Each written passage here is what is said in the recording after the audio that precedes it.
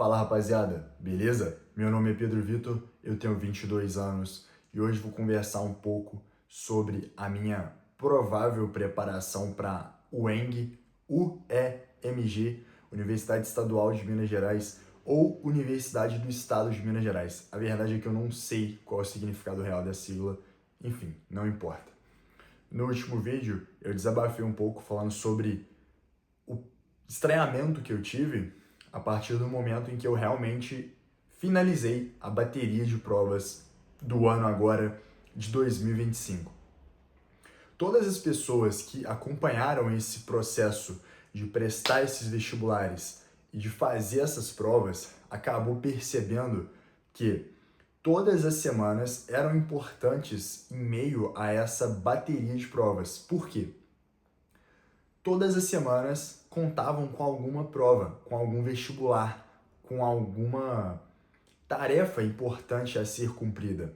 Por exemplo, a semana do dia 20 de outubro, quando eu cheguei a Campinas, eu tinha que fazer um preparo mental para prestar a prova da Unicamp. Na semana seguinte, eu estava já preparando a cabeça para fazer a Unesp. Na posterior, era Enem, que no caso são 2 semanas, depois já tinha FAMEMA, e já tinha FUVEST, e depois já tinha FAMERP, não sei mais o que, um monte de prova a ser feita. Agora que isso acabou, é muito estranho ter que, aproveitar as férias, né? Bom, como eu falei, eu não sei se vou passar, eu espero que sim. Se eu não passar, eu vou estudar para tentar de novo, isso não é um problema, graças a Deus. Mas bom, tive muitos comentários a respeito do que eu faria para a prova da UENG, né? Eu vou comentar mais ou menos aqui a respeito de qual é o meu plano para realmente ter o melhor desempenho possível. Bom, todo mundo sabe que não tem nada melhor do que você sentar para fazer uma prova antiga querendo conhecer aquela que você vai ser exposto a quando sentar na cadeira do dia do vestibular. Então, basicamente, o que eu pretendo fazer é pegar as provas antigas, fazer as questões e ver aquilo que eu estou errando. Por quê? Se eu ficar estudando o conteúdo agora de forma dispersa, provavelmente eu vou estar perdendo tempo. Mas qual é a razão por trás disso?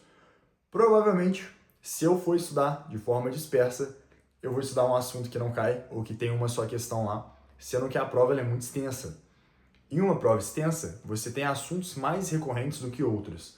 Dessa forma, quando eu sento para fazer uma prova antiga, eu consigo ter um certo scan, uma certa análise daquelas questões que eu estou errando mais e dos assuntos com mais dificuldade.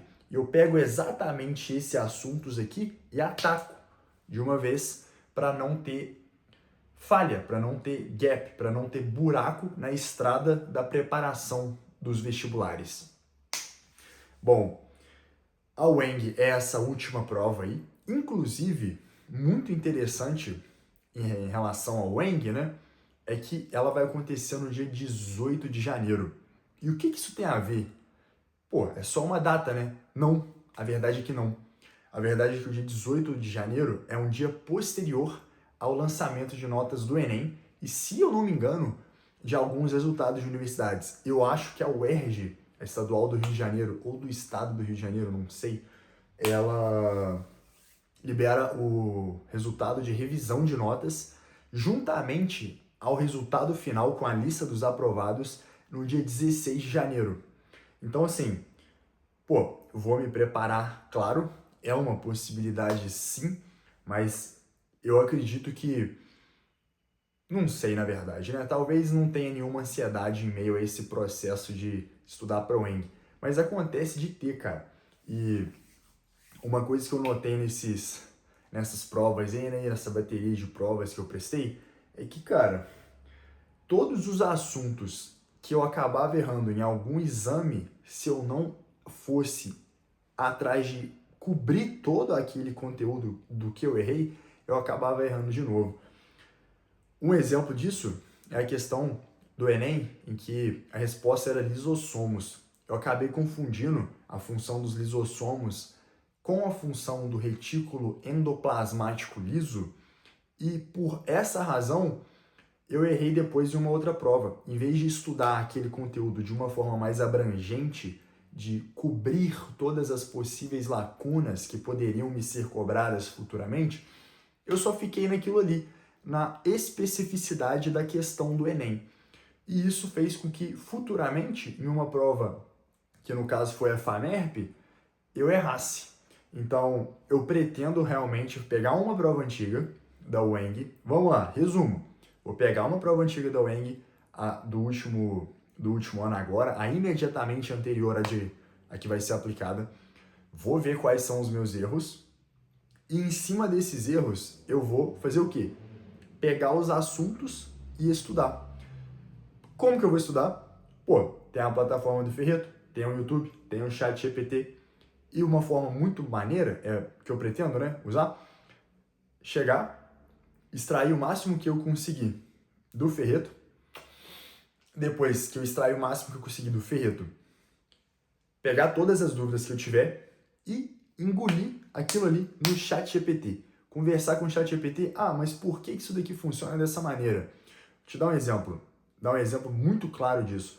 Teve uma vez, em uma questão que eu errei, a respeito de qual era o local em que a fermentação ocorria nas células procariontes.